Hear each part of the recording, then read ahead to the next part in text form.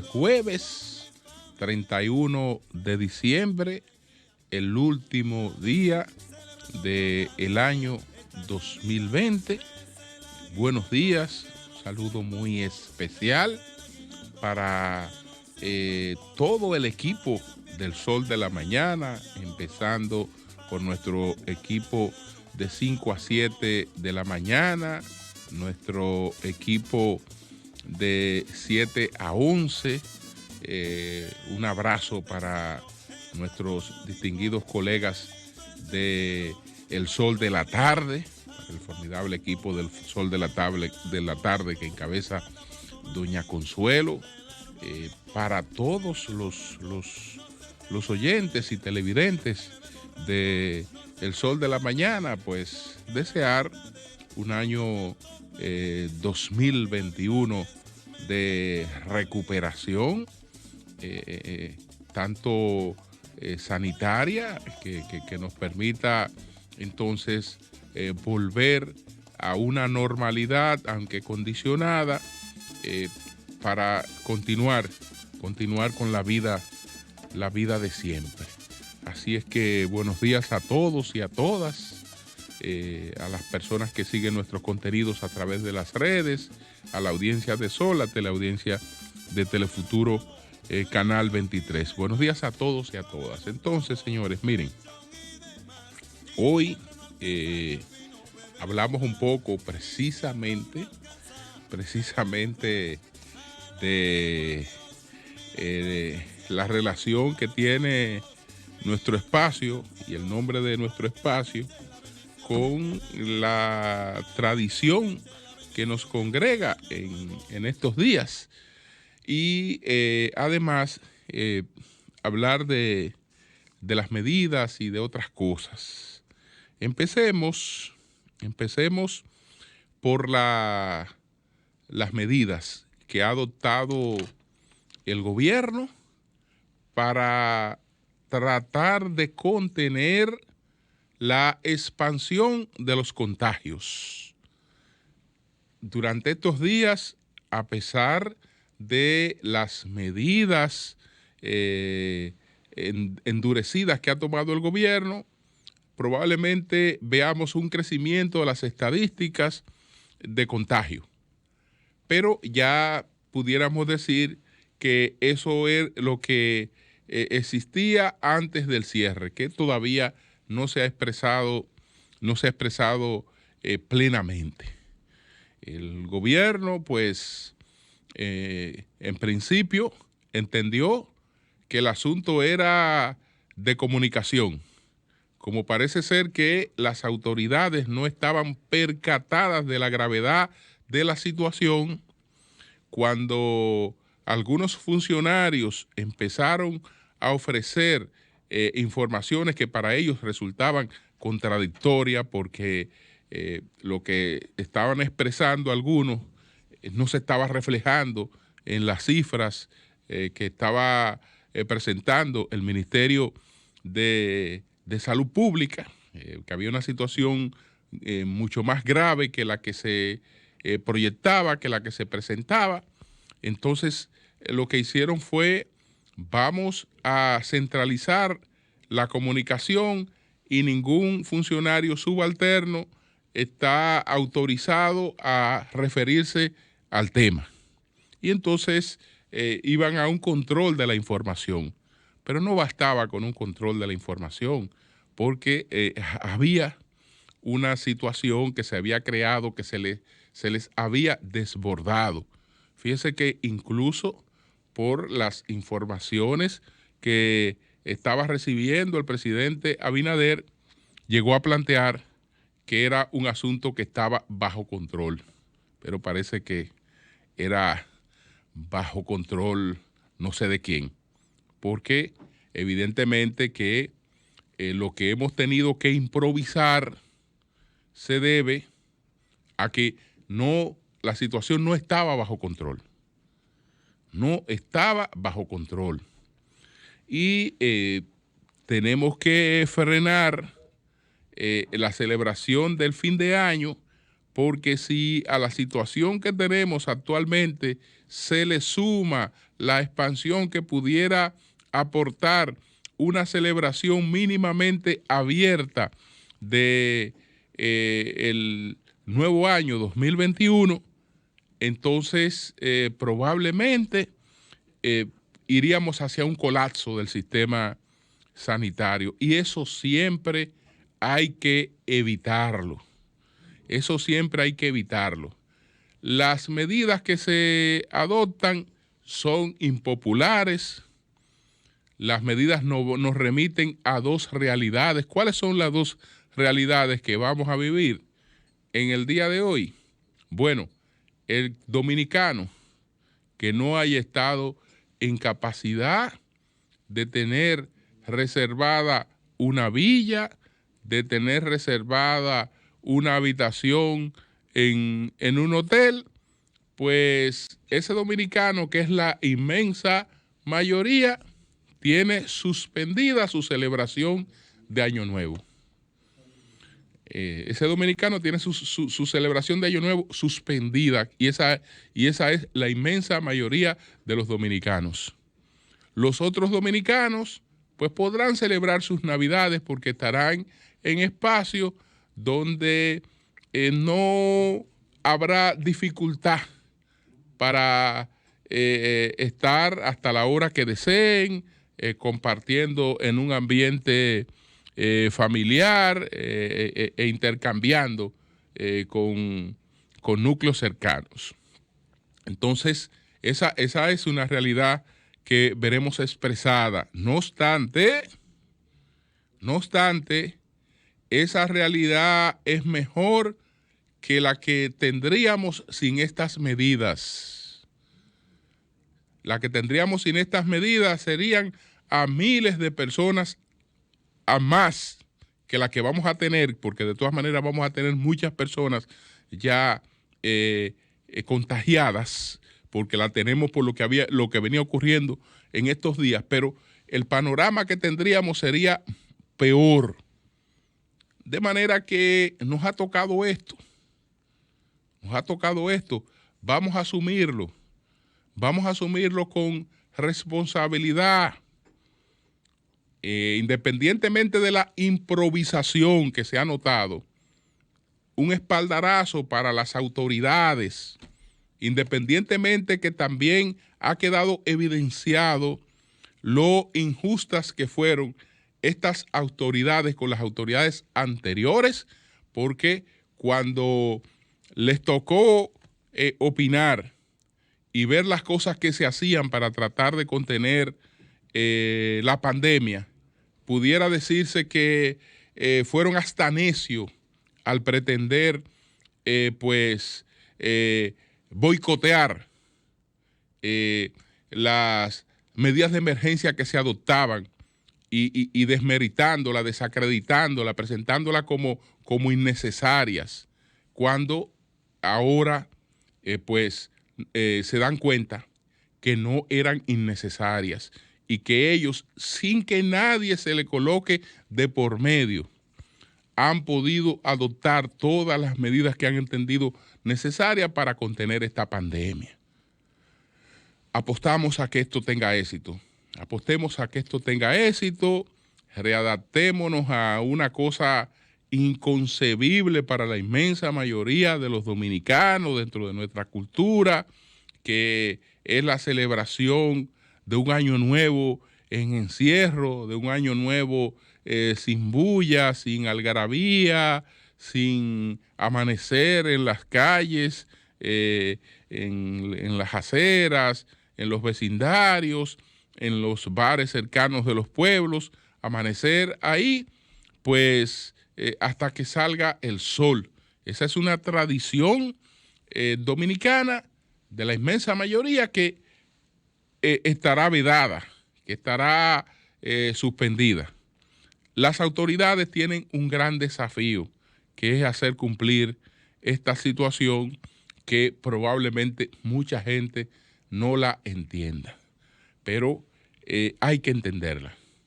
Hay que entenderla porque esto se llama tratar de preservar vidas, tratar de preservar la salud.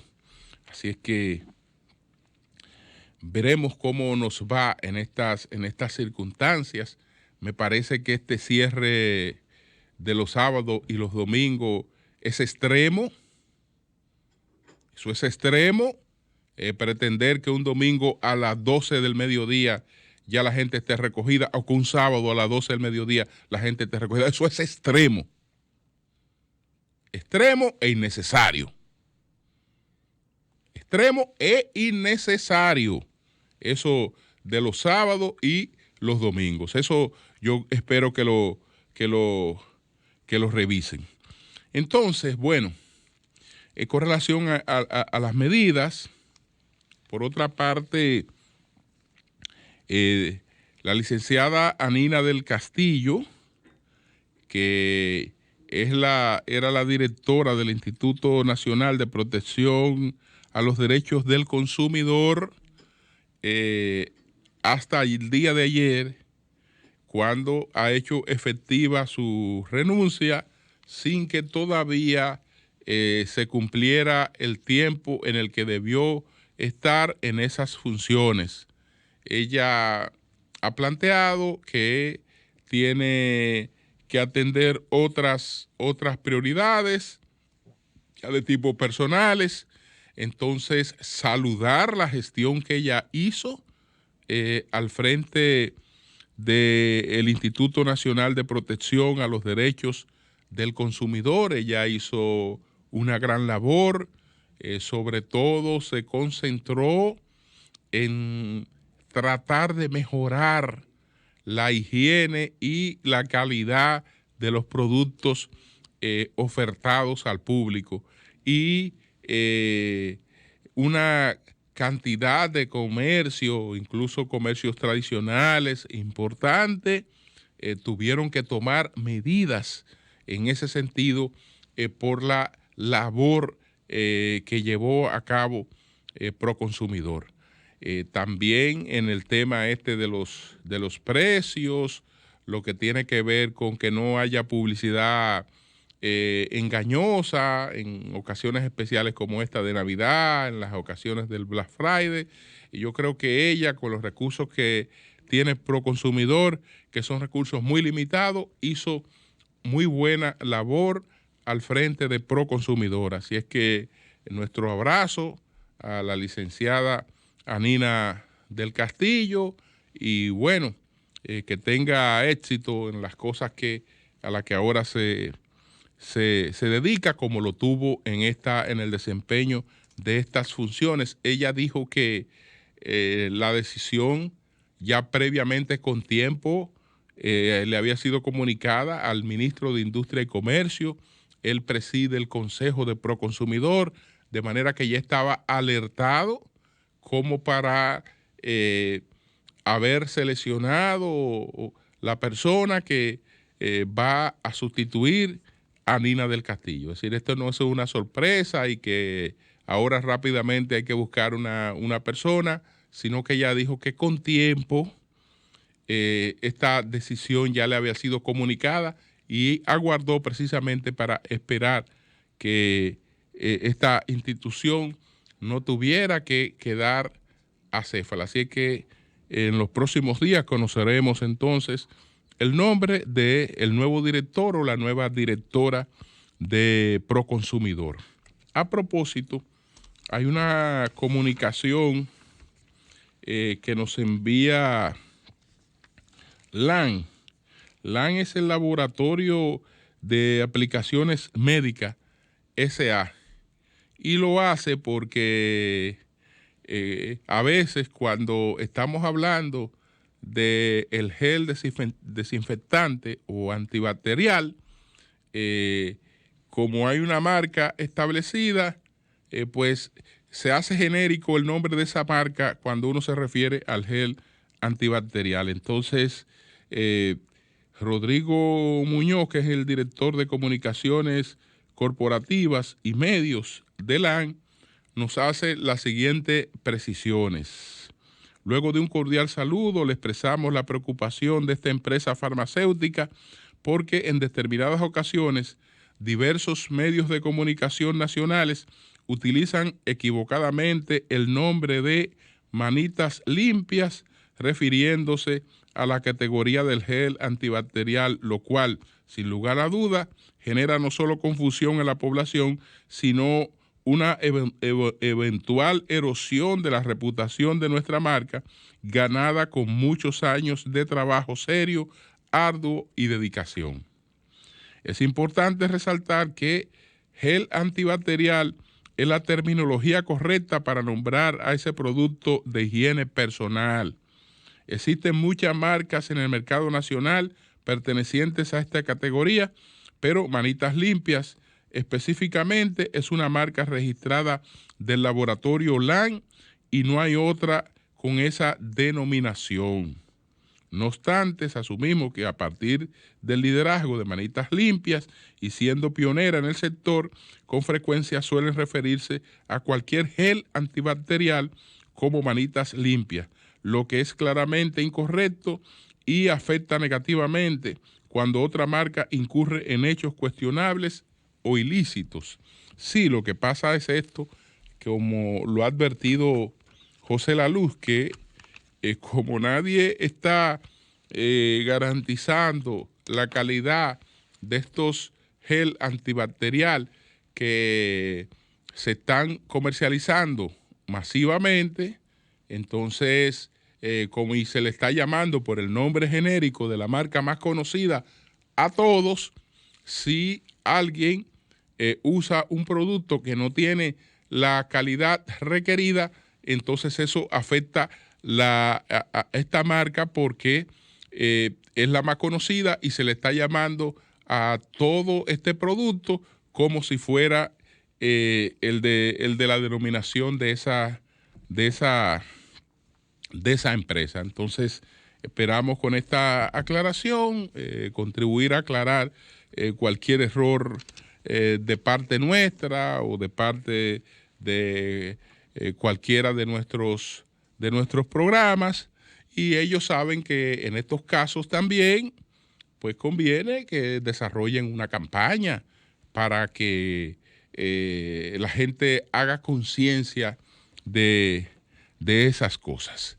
Entonces, bueno, señores, miren, decía que hay una coincidencia, hay similitudes entre las conmemoraciones a las que asistimos en estos días y nuestro espacio, el sol de la mañana, porque precisamente lo que nosotros conmemoramos y a lo que nosotros le atribuimos simbólicamente pues una conmemoración del nacimiento de Jesús, esas cosas que nosotros relacionamos con el nacimiento de Jesús, ese tradicional arbolito navideño que tenemos en nuestras casas, esa iluminación navideña que hacemos, supuestamente está pues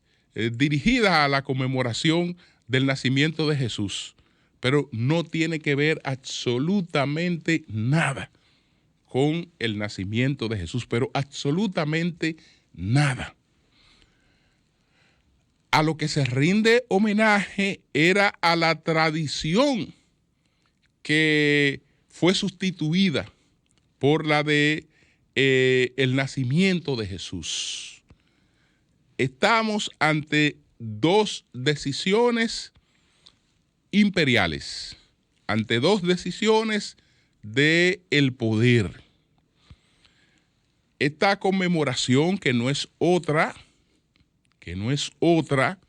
que la del solsticio de invierno, que en el hemisferio norte pues empieza el día 21 y entonces hay un festival que va desde el 21 hasta el 25. Era en la antigüedad una conmemoración sumamente popular. Tan popular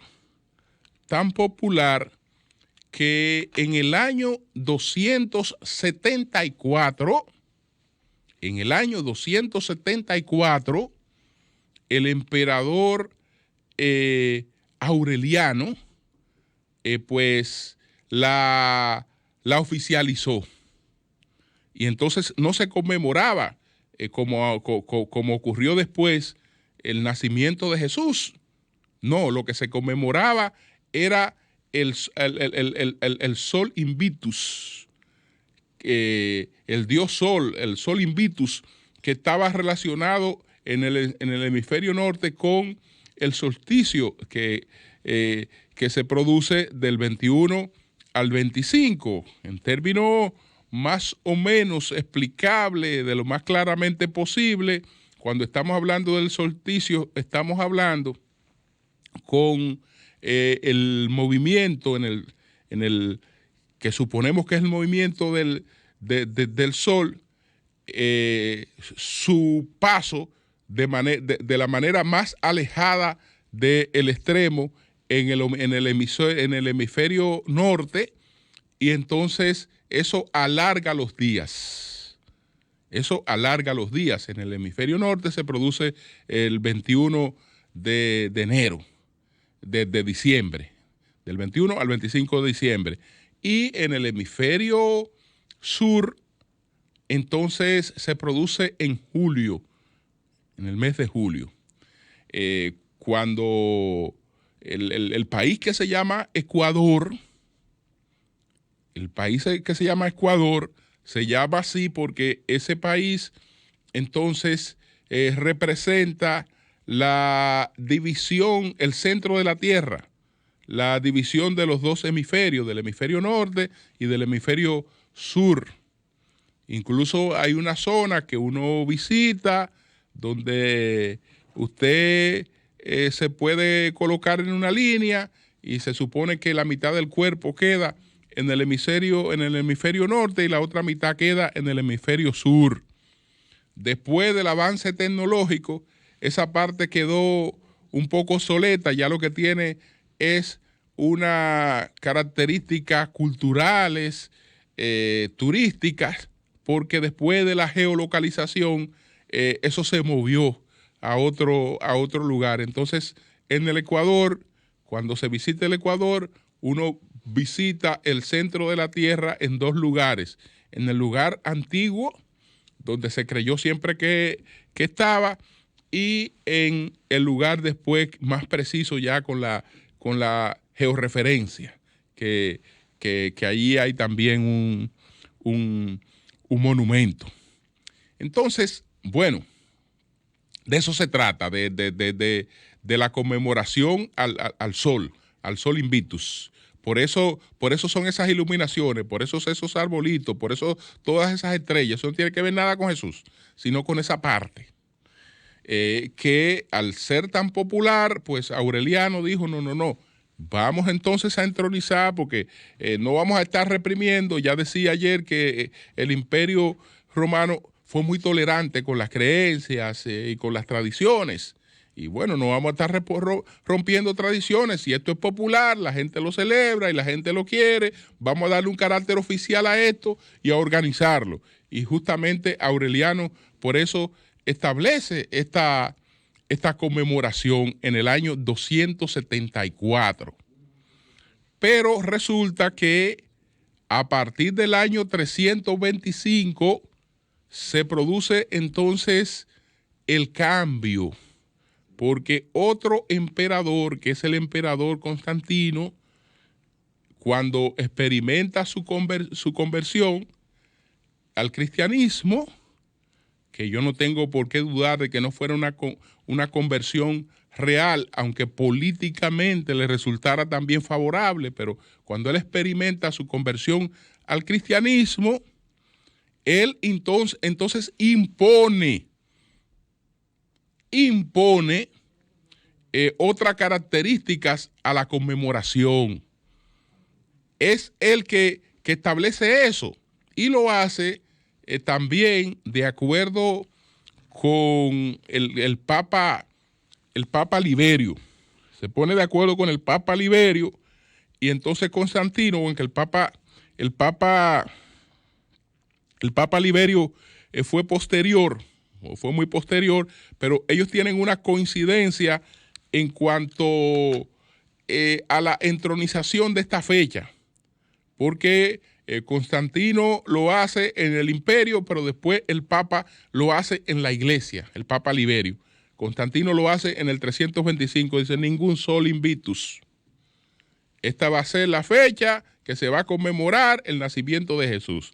¿Cuándo nació Jesús? A él no le interesaba, sino que esa era una celebración sumamente popular y no podía estar dedicada a otra cosa que al Dios que el imperio iba a promover.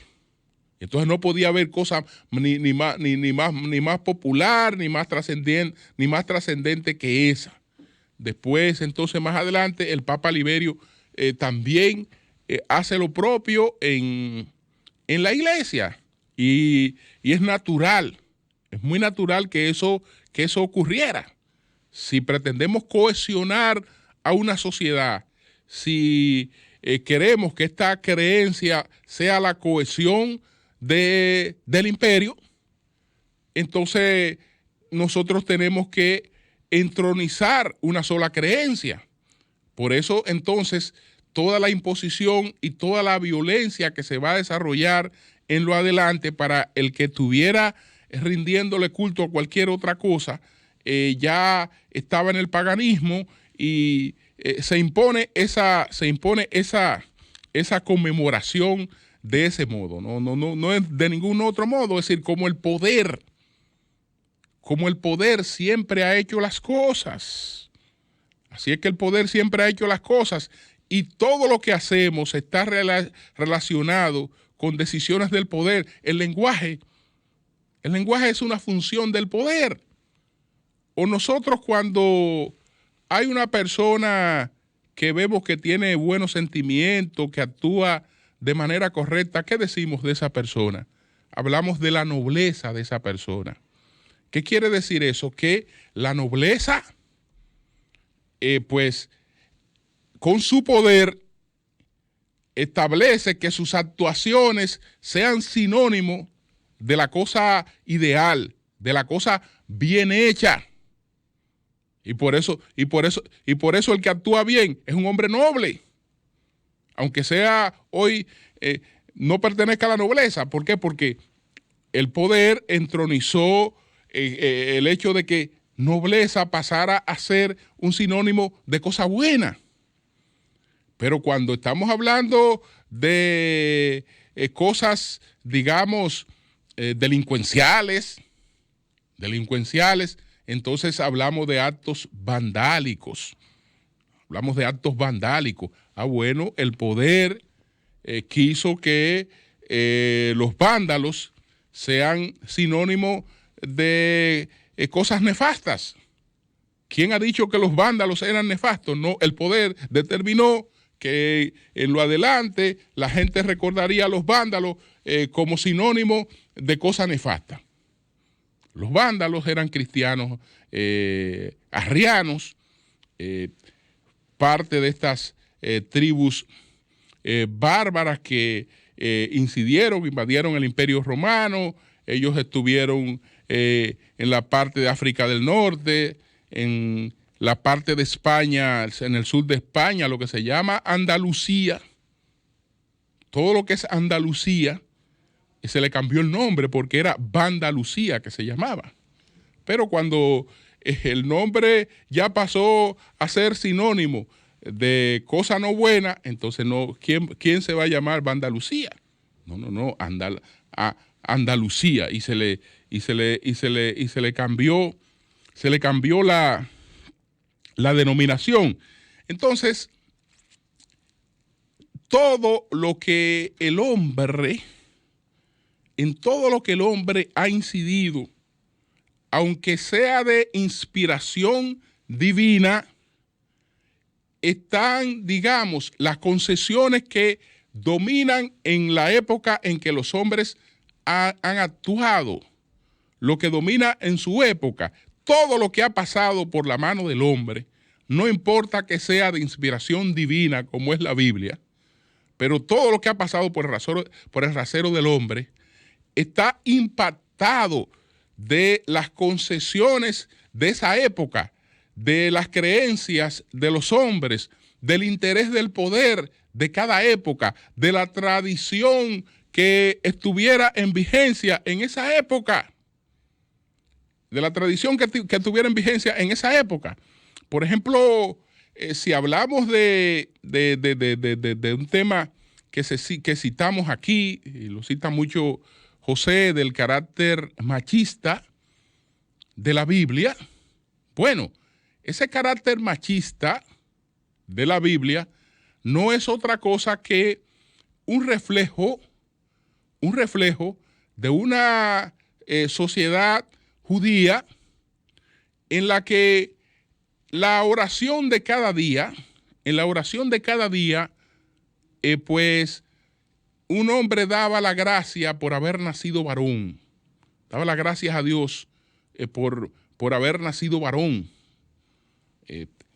porque la condición de varón ya era de por sí una bendición de Dios, era una bendición de Dios. Entonces, en función de esa tradición, no podían haber mujeres llamadas directamente entre los apóstoles, entre los 12 apóstoles que escogió Jesús. Todos fueron hombres. ¿Pero por qué? ¿Por qué todos fueron hombres? Bueno, es que en la tradición judía no cabía una mujer. No cabía una mujer. Entonces, fíjense que ahí todo está hecho conforme a la tradición judía. Los apóstoles, ¿por qué son 12? Bueno, por las 12 tribus judías.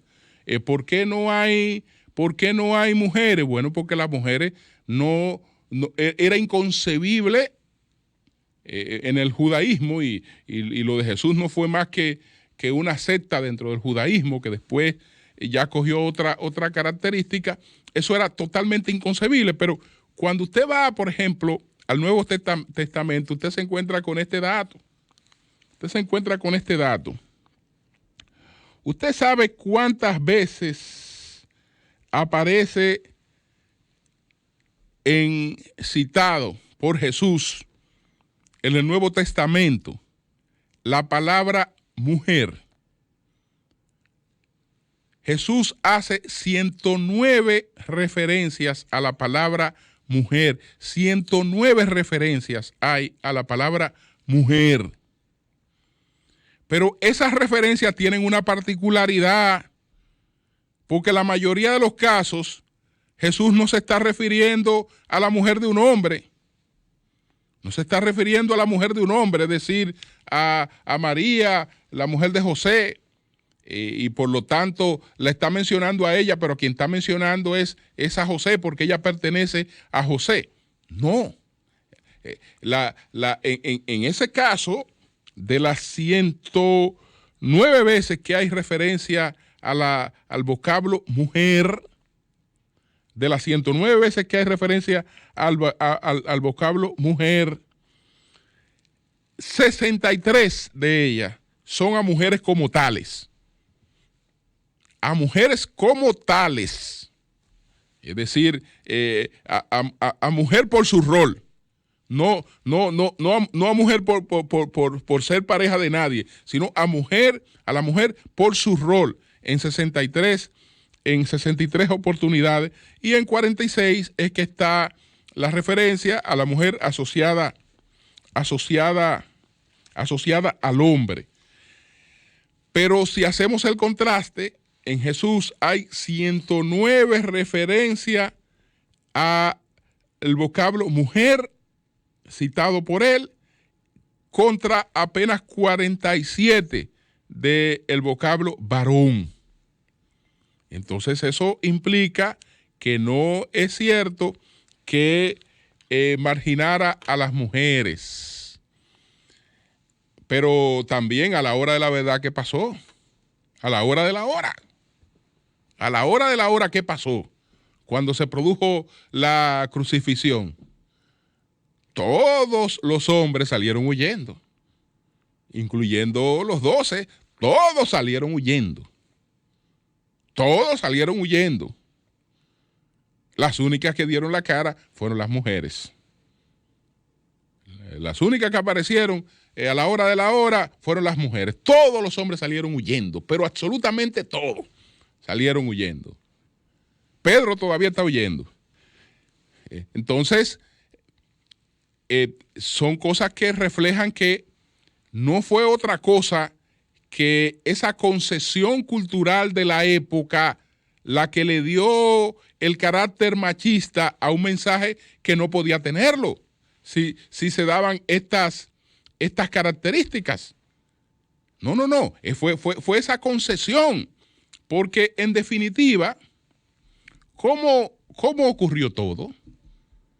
¿Cómo ocurrió todo? ¿Por qué tenemos un Nuevo Testamento? Y mi referencia es al Nuevo Testamento, porque el Antiguo Testamento no es el que hace la diferencia entre las distintas religiones monoteístas, porque el Antiguo Testamento es un libro común.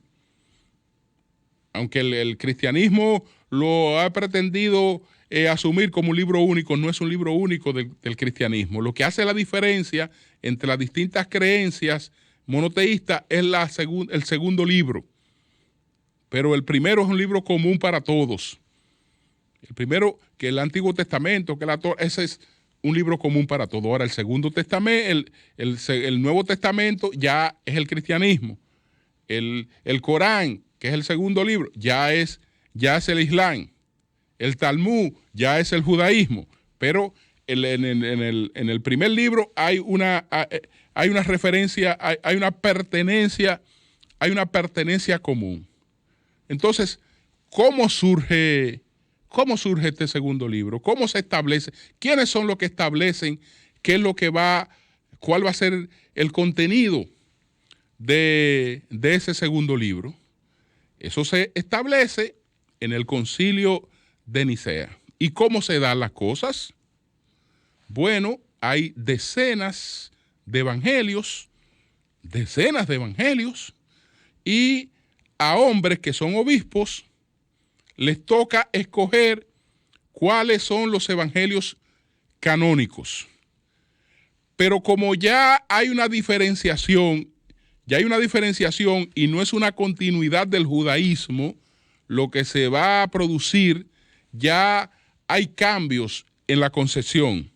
Si fuera una continuidad del judaísmo, los evangelios del Nuevo Testamento fueran 12. Fueran 12, como fueron 12 los apóstoles, como eran 12 las tribus. No, como ya la concepción era distinta y había que establecer una diferenciación, entonces el número clave pasa a ser 4. ¿Por qué pasa a ser 4? Porque como estamos hablando de la edificación de una fe universal, entonces si hay 4 regiones del mundo, que los evangelios sean 4. Los que vamos a escoger como canónicos, que sean fundamentalmente 4. No quiere decir que sean los únicos que estén ahí, pero los principales que sean 4. En representación de las cuatro regiones del mundo, y no ya de las 12 tribus de judías. No. De las 4 regiones del mundo. Por eso son 4. Ahora, ¿cómo se llega a la escogencia de esos 4? A la escogencia de esos 4 se llega de la manera siguiente. Se produce el concilio, hay muchas discusiones y los obispos no se ponen de acuerdo. Entonces, ellos deciden retirarse a orar y permitir que obrara el Espíritu Santo. Entonces, todos los evangelios fueron colocados en un altar para que el Espíritu Santo ahí obrara y permitiera hacer la escogencia.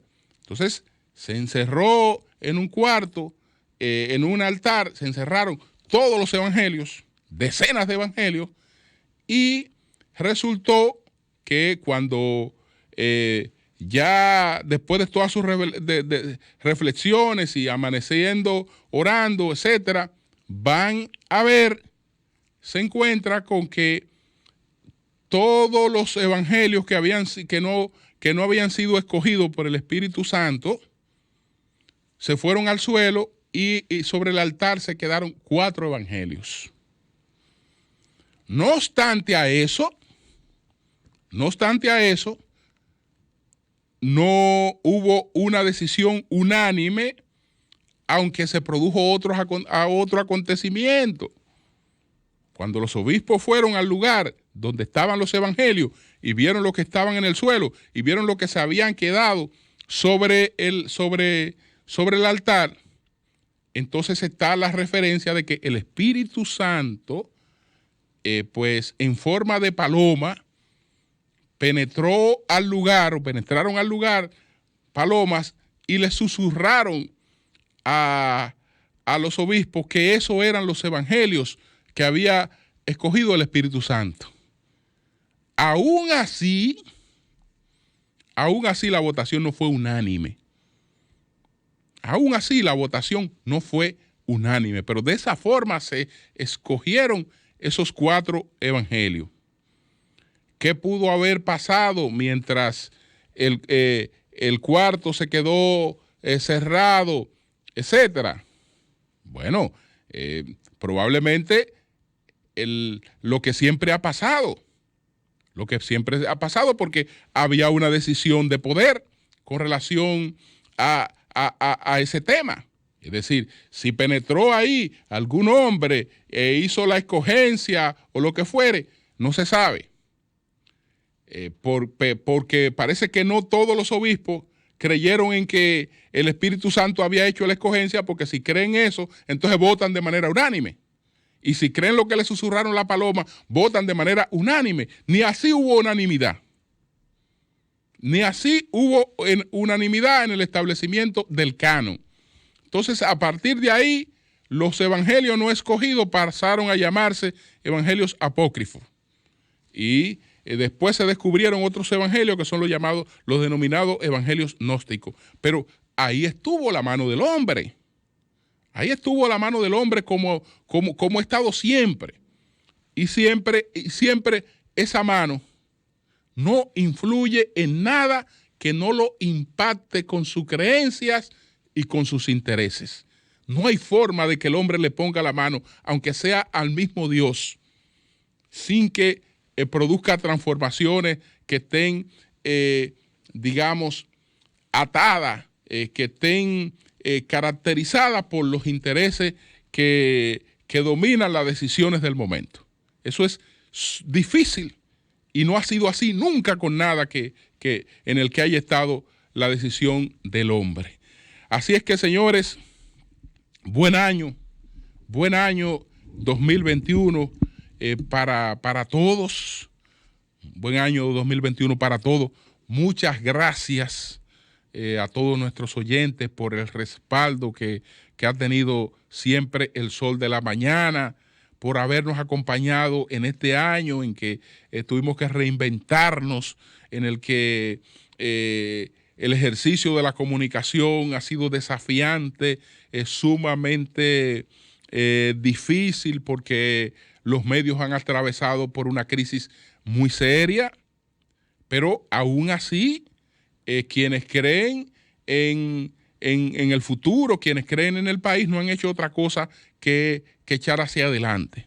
Muchas gracias a Antonio Espaillat, el presidente de RCC Media, el respaldo que nos ha dado siempre, pero en esta coyuntura, que es una coyuntura solamente de inversión, no se le apretó nunca el pulso para seguir tirando para adelante, y con el apoyo pleno al desarrollo del Sol de la Mañana, de todos los programas de RCC Media, invirtiendo cuando las circunstancias incluso no lo favorecían, en el sentido de que todo el mundo sabe que una de las cosas que la pandemia afectó significativamente, una de las cosas que más se afectaron fue precisamente lo que mantiene a los medios, que es la publicidad,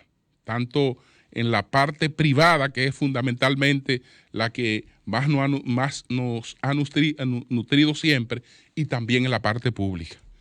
Pero aquí estamos echando hacia adelante con fe en el futuro. Mencioné a don Antonio, también pues debo hacerlo con Montserrat, porque esa pareja nos ha dado a nosotros un gran apoyo, como lo han hecho también sus hijos, para poder brindar el servicio que brindamos, tratando de hacer las cosas lo mejor posible siempre.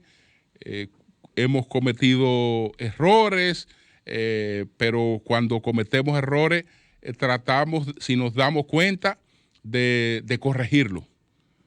Tratamos de corregirlo cuando nos damos cuenta o cuando la gente nos percata de que hemos cometido algún error.